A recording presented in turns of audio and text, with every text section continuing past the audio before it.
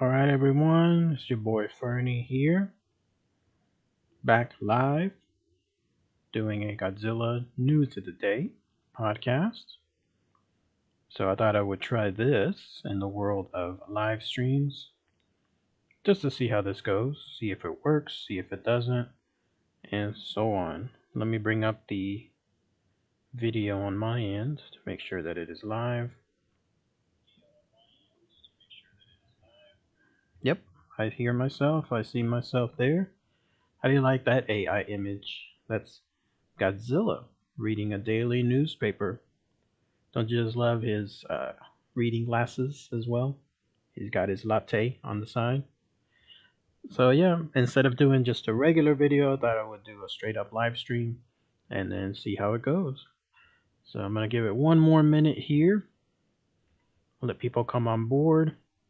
This case, I just picked 10 random news articles from the Google News website and then see what it shows. Just stuff that I like reading, stuff that I like sharing, and then let me know what your comments are as well. So without further ado, let's go ahead. This one comes from the gizmodo.com website.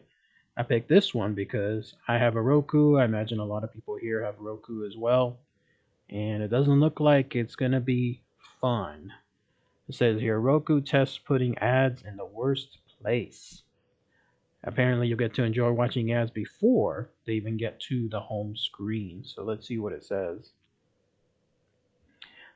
Business is running more about how many ads users are willing to sit through. Roku is pushing the limit. This time it's just before you load your home screen. Wow. So I haven't seen this tested on my end. Maybe some people out there have seen this tested as well. Maybe those of you watching have seen it. Users on Reddit have posted the experience randomly receiving an unskippable ad before accessing the home screen. Ouch. No, that's different. I thought it would be something where it's an ad that's flashing on the side of the home screen, maybe something like that. But no, in this case, no. Most people said the ad was for Disney's Moana 2. These animal notes calling it a test. So if anybody's out there that happens to have this happen to them with their Roku, let me know. See how it is.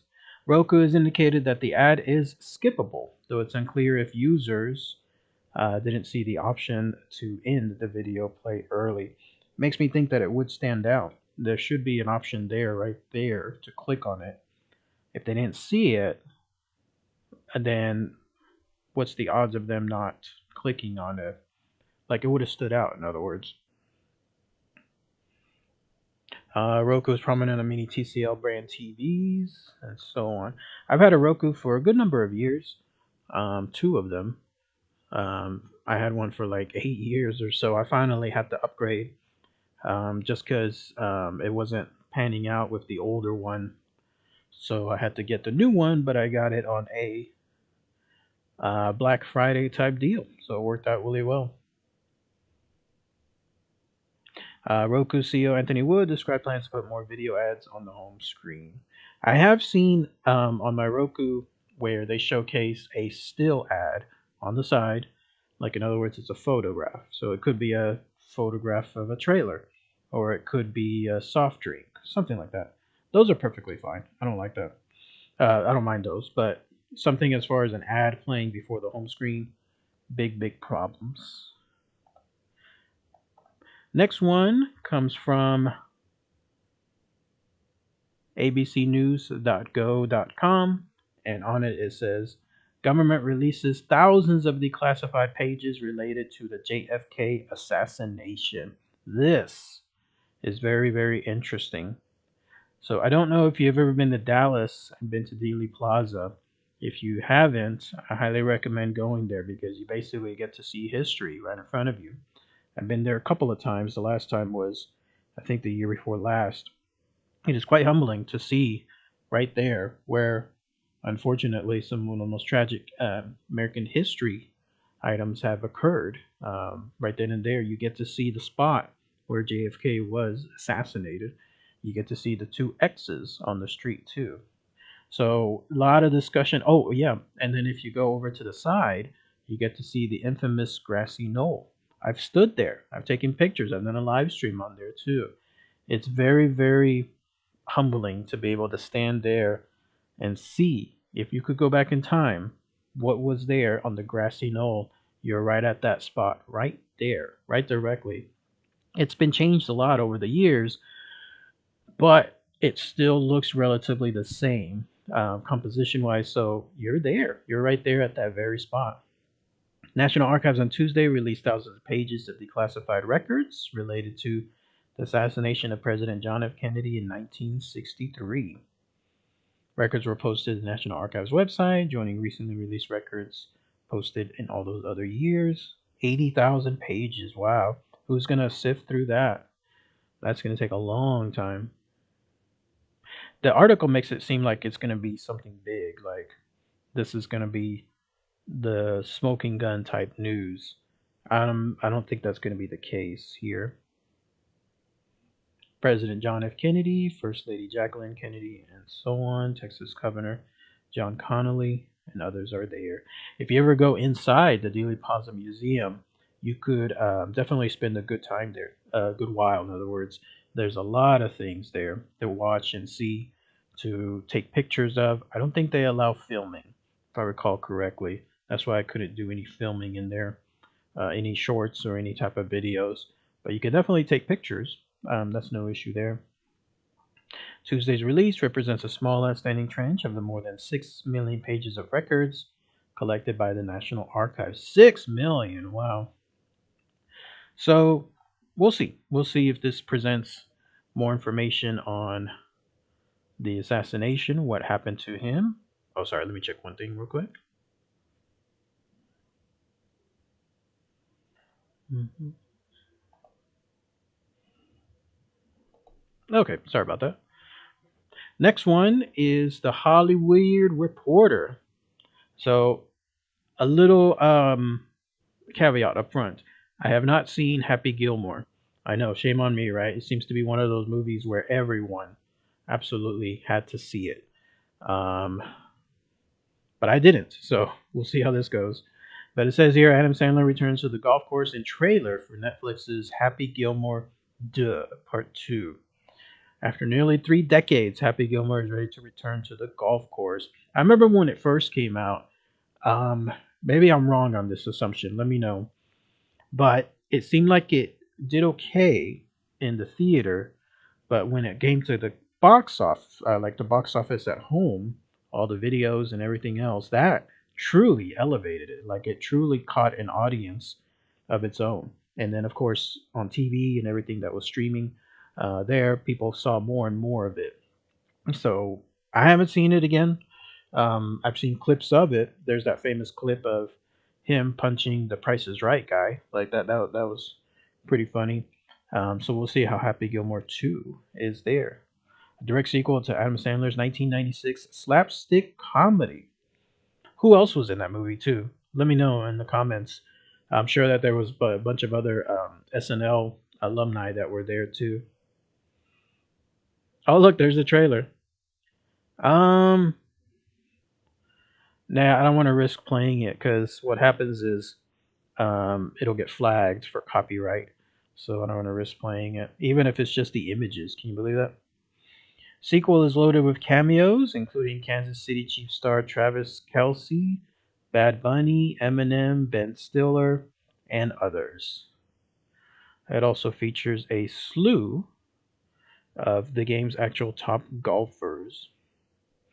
I will give this movie credit. It definitely broadened golf to younger people. Like it's definitely made it seem more cooler, and I definitely saw a huge amount of younger people adopt golfing afterwards. Maybe I'm wrong in that assumption too, but that was at least my observation. How did the first movie end too? Was it something where it was left on a cliffhanger? Was it something that it was a one and done type deal? Who knows?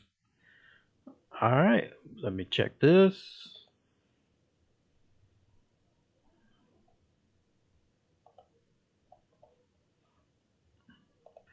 All right, here's the next one here. This is from patch.com, and in it says Gene Hackman's wife's phone calls changes authorities' conclusions about their deaths. This is a mystery that keeps unraveling more and more questions. There's Lex Luthor himself, the best Lex Luthor, in my opinion. There's his beautiful wife.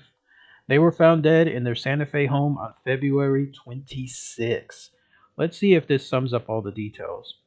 Hackman, 95, Rakawa was 65, were found dead in their Santa Fe home on February 26. He was found in the mudroom. She was found on the floor.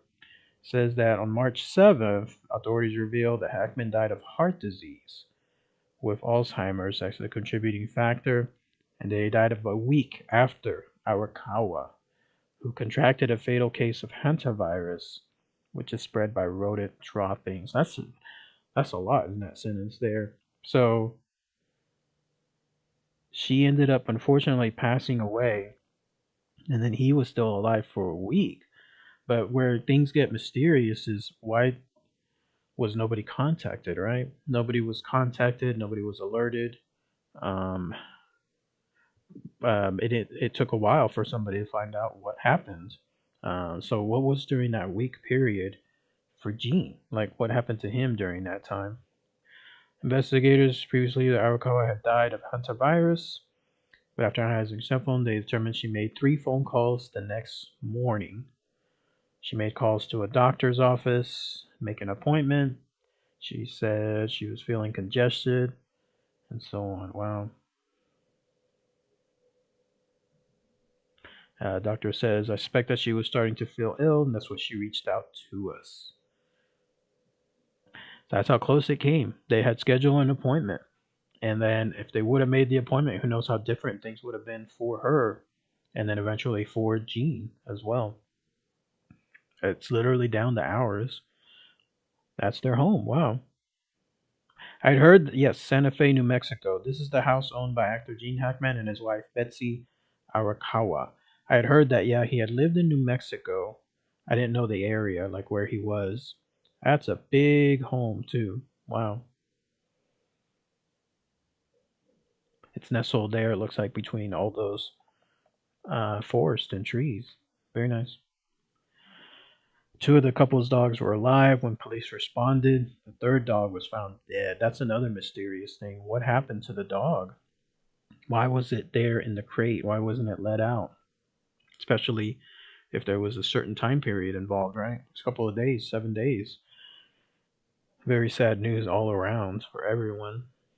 The dog's body was decomposing, showed some mummification. Dog's stomach was mostly empty. Ugh. So it looks like it's still finishing up investigation and the case is still considered active. Everything I've been reading suggests still that there's nothing nefarious.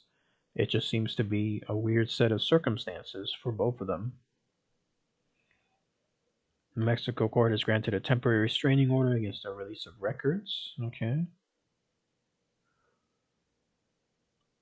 So I know on YouTube, there's a lot of videos out there showcasing cop footages, like whatever cops have on their camera as they do active investigations. And a lot of channels request that information. They request using Freedom of Information Act, all that footage.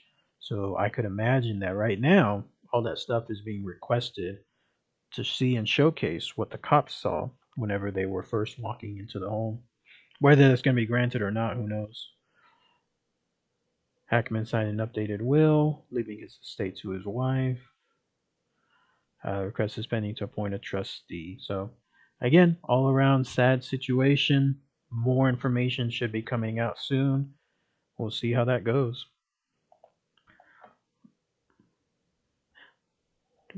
Oops. There we go. All right, next one is from Deadline. I picked this one because it's interesting on multiple fronts. Darren Aronofsky circling to direct Netflix's Cujo. So Darren Aronofsky, what movies does he have? I was wrong. I was thinking it was Seven, but that was David Fincher. Um, what movies does he have? I'm trying to blur right now. Darren Aronofsky is circling to direct Netflix's Cujo, based on a novel by Stephen King. I've seen the original Cujo. I vaguely remember it. Not much actually. It was adapted into a thriller film in 1983, starring Dee Wallace. I've met her, by the way, at a Comic Con. She is absolutely lovely, like one of the nicest people you can ever meet, and she loves talking to fans. I was at her Q&A. It was one of my first Comic Cons that I ever went to, and what was interesting is she basically sat on the desk. What it was a cheap little Comic Con.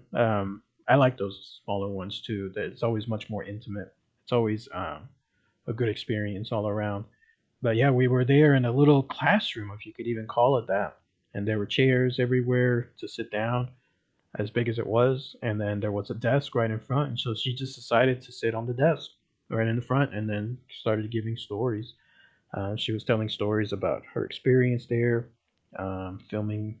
One of the ones that stood out was her story about the dog that they used being trained to bite on command. And then, unfortunately, I'm probably going to get the story wrong, but unfortunately, one of the stunt people or one of the background people, I can't remember, they made the command by accident, and the dog, being faithful, being trained to bite on command um, based on that actual command, did so, and then ended up biting that woman's face. Climatic scene in the film took place when Wallace's mother and her son faced the difficult decision of battling heat stroke in a car that won't start or confronting the big rabid dog. Scary movie.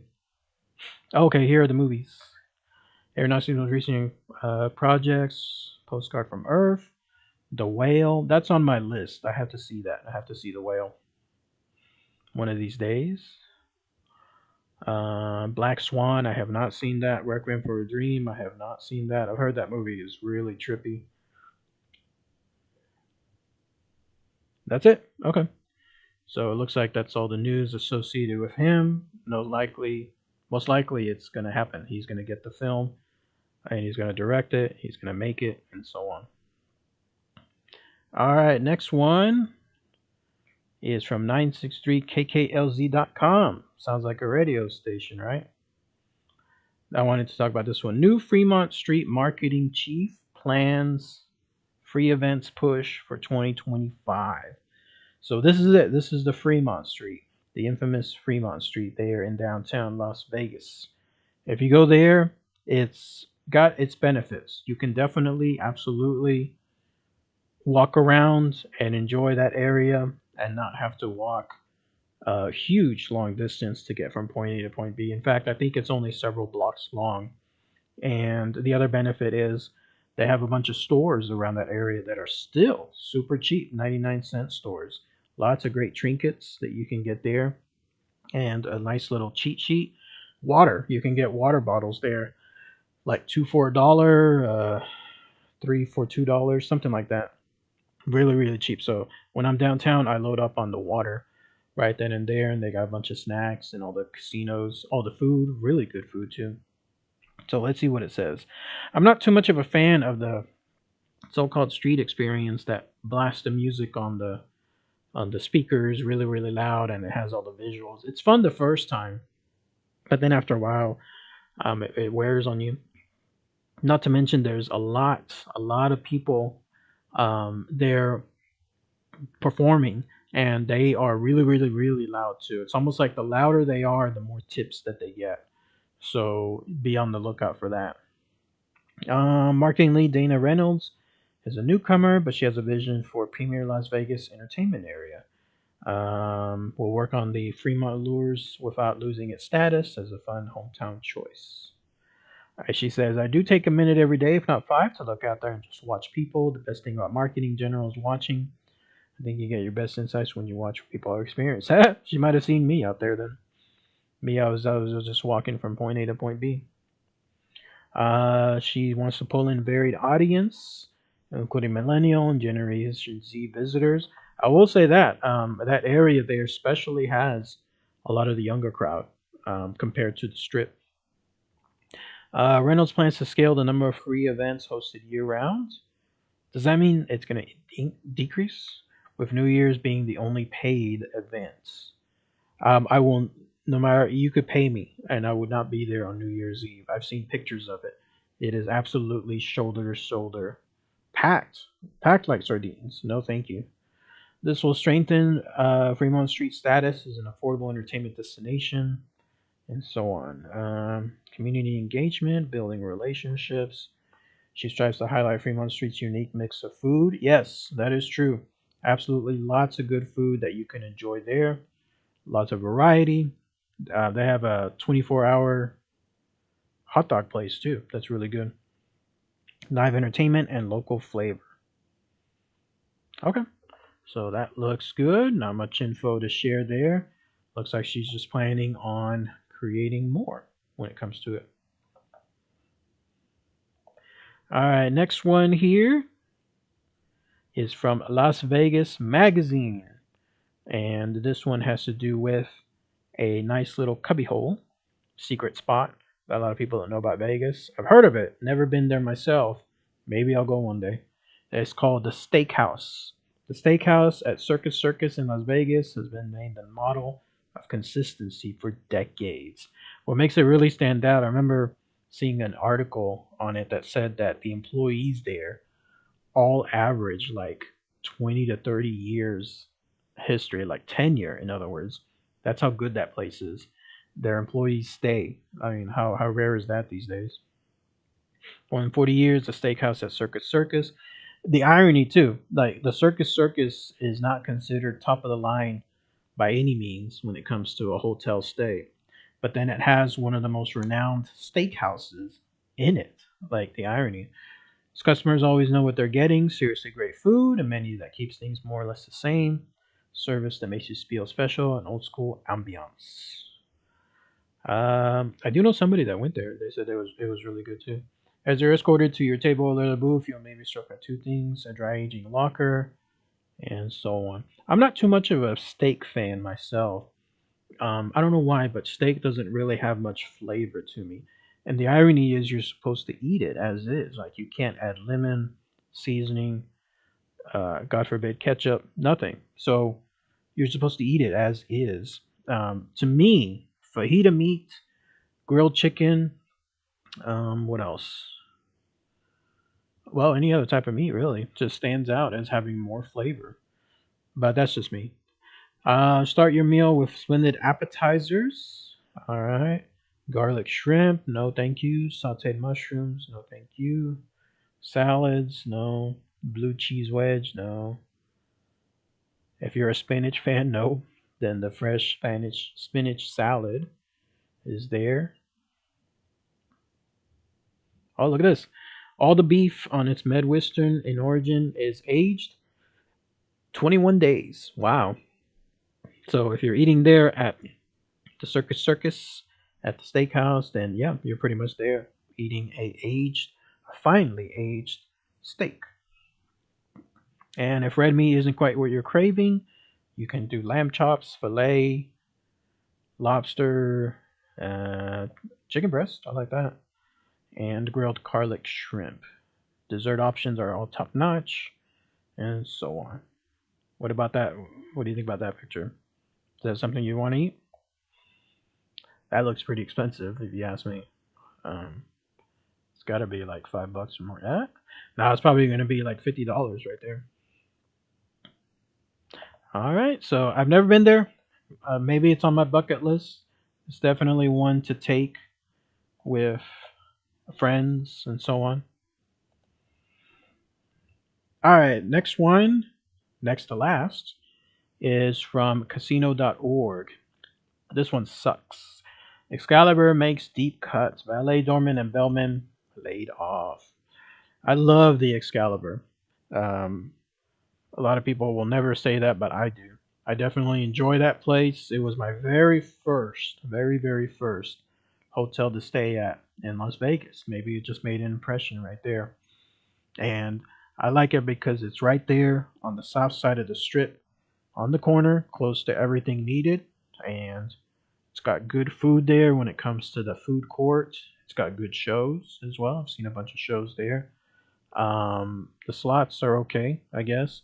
And the people that work there, the customer facing services that it says there in the article, they've all been wonderful, amazing. Never had any problems, any issues. Checking in, checking out, housekeeping. I don't really use doormen, bellmen, bag chandlers, but I'm sure they're wonderful too. From what we heard on Twitter, the few bellmen who may no longer deliver bags to guest rooms. We've since been told there would be luggage carts available for guests to use for a small fee. Ouch. When most of the time, like whoever I'm with, or if I'm just there by myself, it's just me taking the luggage. Like I don't need anybody else for it. Cuts have been limited to Excalibur. Source at MGM reports says these frontline staff reductions are limited to Excalibur, but we've heard Bellas are going away at other Las Vegas resorts. What is this? Did you build a little fort? Is that it? Oh, it's an AI image. Look at that. That would never fly in Vegas. You cannot have that happen right there in the middle. You would easily have somebody from the hotel come out right away. Um, what does it say? The explanation given for the change to the scalp are related to the specific customer demographic, specifically not fancy.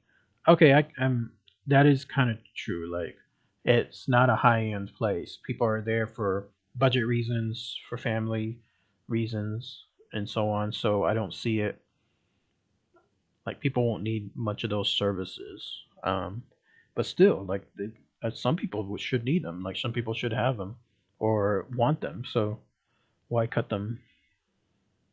A transfer evaluating apartments, cost savings, critical to increasing margins, and so on.